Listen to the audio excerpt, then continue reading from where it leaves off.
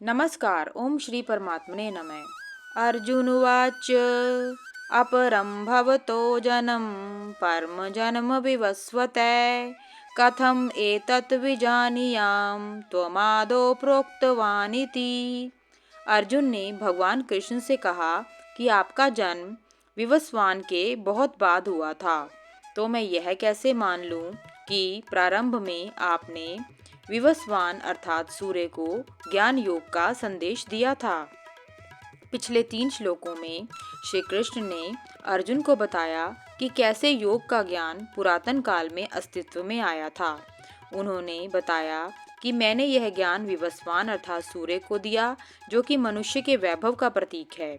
विवस्वान ने यह ज्ञान मनु को दिया, जो कि सभ्यता का प्रतीक है। मनु ने यह ज्ञान इक्ष्वाकु को दिया, जो कि उस मनुष्य अथवा राजा का प्रतीक है जिसने सबसे पहले ज्ञान योग को सभ्यता पर लागू किया। किंतु राज ऋषियों की गुरु परंपरा, जिसे विदु कहा जाता है, के माध्यम से यह ज्ञान एक पीढ़ी से दूसरी पीढ़ी तक कई वर्षों तक हस्तांतरित होता रहा। किंतु लंबे समय से हस्तांतरण की प्रक्रिया में गुजरने के कारण यह ज्ञान धीरे धीरे लुप्त होता चला गया। अर्जुन श्री कृष्ण से कहते हैं कि आपका जन्म तो अभी हुआ है, जबकि सूर्य तो आदिकाल से अस्तित्व में है, तो फिर ऐसा कैसे संभव है कि आपने यह ज्ञान सूर्य को दिया। अर्जुन का यह प्रश्न मानव के भ्रमों को दर्शाता है। दूसरे अध्याय में भी भगवान श्री कृष्ण ने अर्जुन को बताया था कि ऐसा कोई भी समय नहीं था जब मैं नहीं था या तुम नहीं थे, आत्मा अजर अमर है। किंतु अब पुनः अर्जुन ने वही प्रश्न श्री कृष्ण से किया।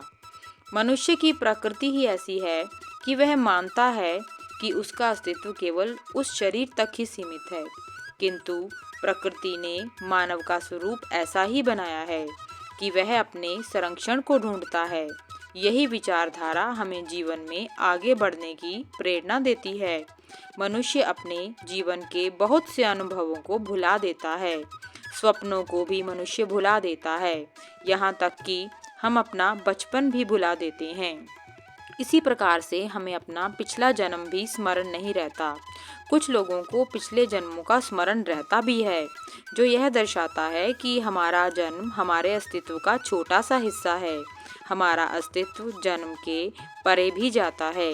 यहाँ पर अर्जुन का प्रश्न हमारे इसी भ्रम को दर्शाता है। ओम नमो भगवते वासुदेवाय नमः। धन्यवाद।